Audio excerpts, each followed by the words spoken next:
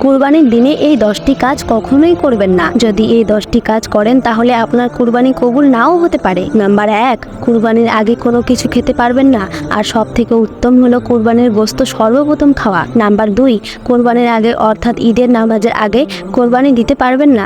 Number 3, কসাইকে গোশত দেওয়া যাবে না, কসাইকে টাকা দিবেন।